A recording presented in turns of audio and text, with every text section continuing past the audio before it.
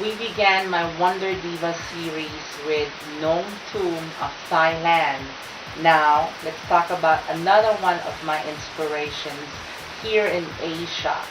And she comes from the place where I am, Northeast China. Her name is Jin Xing. And Jin Xing in China means Venus, the planet Venus. Jin Xing believes that she was appropriately named, not only because she's named after the goddess of love and beauty, but because she's named after the planet Venus, which is known to be one of the three planets that orbit the sun in a clockwise direction. The others all orbit the sun counterclockwise, but Venus goes her own way, and that's exactly the story of her life. I guess I'm always attracted to role models who are warriors, and Jin Xing is no different. Just like Nong Tum, who is, of course, a Muay Thai champion, Jin Xing is a champion in her own stage. She is a ballerina, a dancer. She was a colonel of the People's Liberation Army. If you see Jin Xing, you will really see that she is not only a warrior, but she plans her battles well. She was the best dancer in the Communist Party dance troupe at the age of 17, and she knew that she can grow more if only she could, go to America to improve her styles more. And she set her sights for New York. But before that, there was an incident. One seedy officer in the army, her superior, tried to make advances at her, thinking that she was gay. She did not only told him off, but actually blackmailed him so that she can get a backing for the PLA to send her abroad. Imagine that. She is an iron woman, And of course, many people would think, oh, she's a bitch then. Well, that's exactly the gut reaction of many people. When a woman fights for her way, immediately she's labeled as a bitch. But I don't believe that, She is just a woman who knows what she wants, and she made good use of the situation. So she went to New York and actually wowed the critics of New York. She won several dance contests. Later on, she went to Europe to learn more about dancing. By this time, she is already considered in China to be the top male ballet dancer. In one of her, efforts to convince her superiors to allow her to undergo SRS, she said, I want to have this operation in China because I am Chinese. I do not want to have it anywhere else in the world.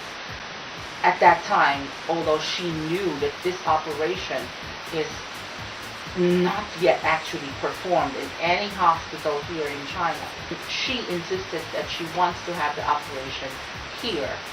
So, whether she's sincere about it or not, or whether she's using her smarts again, that was how she won them over. And the first SRS in China, at least publicized SRS in China, was performed here in the Northeast, near this province where I am. There should always be one, Christine Jorgensen, or a Virginia Prince, or a Nong Tum. Somebody's got to be the first, and for me, I admire her bravery for being or taking the role of the first, which is very, very hard. The responsibility required of you is so big, being the first to trailblaze the way, and that's what she is. So I guess if that fateful year of 1995, when she had her SRS, didn't happen, then definitely the plight of transgenderism here in China would be very different today. Today, as far as I know, in China, if you have undergone SRS, you are recognized as a woman by the government, and legally you can marry, as a woman. So they will change your what they have, a national ID or something. And so if you have undergone that one, then they will change the gender, no questions asked. So at least they are there already, at that point, which is not even possible in my own country yet. After she had the operation, it's really, surreal, I guess, for the PLA and the Communist Party. So they had, they maintained a civil relationship, Jinxing towards her superiors in the army and in the party. So she continued dancing and doing what she loves, as long as she never touches politics. Then, the government is like, okay, we are not going to bother you. At first, they were very skeptical. Of course, being conservative as they are, they said, what is a transsexual doing in our stages? But later on, even the Communist Party cannot deny the talent, the brilliance of this dancer. They have to acknowledge her. So she had the complete backing of the PLA and the Communist Party. In her own words, she said, today the government uses me as an advertisement and an alibi. Advertisement, of course, because she's really brilliant. She is the champion of modern dancing in China. She is original.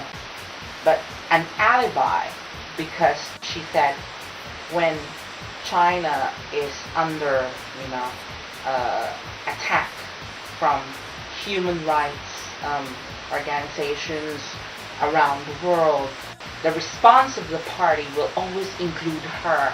They will say, well, we have a trans woman dancer, a trans woman dancer in the party, and she is very good. To sum it up, I think she is a remarkable woman.